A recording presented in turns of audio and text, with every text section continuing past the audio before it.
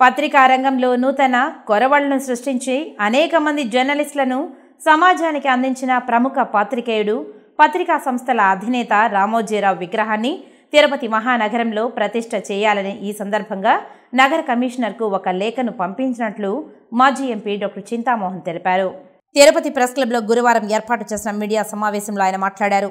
రామోజీరావును ఆదర్శంగా తీసుకొని తాము ఆయన పేరు మీద దేశంలోని అత్యున్నతమైన సేవలు అందించిన వారికి అవార్డులు కూడా ఇవ్వనున్నట్లు తెలిపారు. ప్రపంచంలోనే అతిపెద్ద రాజ్యాంగమైన భారతదేశంలో అంబేద్కర్, జవహర్లాల్ నెహ్రూలకు కాంగ్రెస్ పార్టీ కొనసాగించిన భారత రాజ్యాంగాన్ని మార్పులు చేయాలనుకోవడం హాస్యాస్పదంగా ఉందని, న్యాయవాదులు సైతం బీజేపీని తప్పు పడుతున్నారని ఆయన తెలిపారు. బీజేపీ దేశంలోని నీట్ ఎగ్జామ్స్ లీక్ చేయడం పట్ల ఆయన విమర్శించారు. పాత పద్ధతిని కొనసాగించాలని ఆయన పేర్కొన్నారు.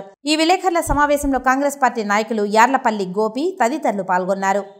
నీట్ ఎగ్జామ్ మరి దాదాపు లక్షల మంది బిడ్డలు చదువుకున్నారు.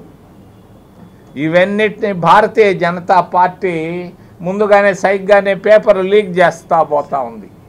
ఈ లీకుల వల్ల కొంతమంది బాగుపడ్డారు కొన్ని ప్రాంతాల్లో. ఈ నీట్ ఎగ్జామ్ కండక్ట్ చేయడం అనేది పొరపాటు చర్య. ఇది మోడీకి చెడ్డ పేరు తీసుకొని వచ్చింది, భారతీయ జనతా పార్టీకి, ఎన్డీఏకి చెడ్డ పేరు తీసుకొచ్చిందని తెలియజేస్తూ ఈ నీట్ ఎగ్జామ్ను అసలు నీట్ ఎందుకయ్యా, మేమందరం చదువుకున్నాం, ఎంబీబీఎస్లో చేరాం, ఈ పనికిమాలిన పరీక్షలు ఎందుకు, ఈ పరీక్షలు తీసేసి మామూలు పరీక్షలు, పాత పరీక్షల విధానానికి పోతే బాగుంటుంది అని తెలియజేస్తున్నా.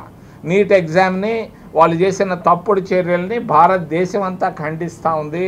ముఖ్యంగా కాంగ్రెస్ పార్టీ దీన్ని రేపంతా దేశమంతా మేము దీనిపైన నిరసనలు తెలియజేయబోతున్నాం.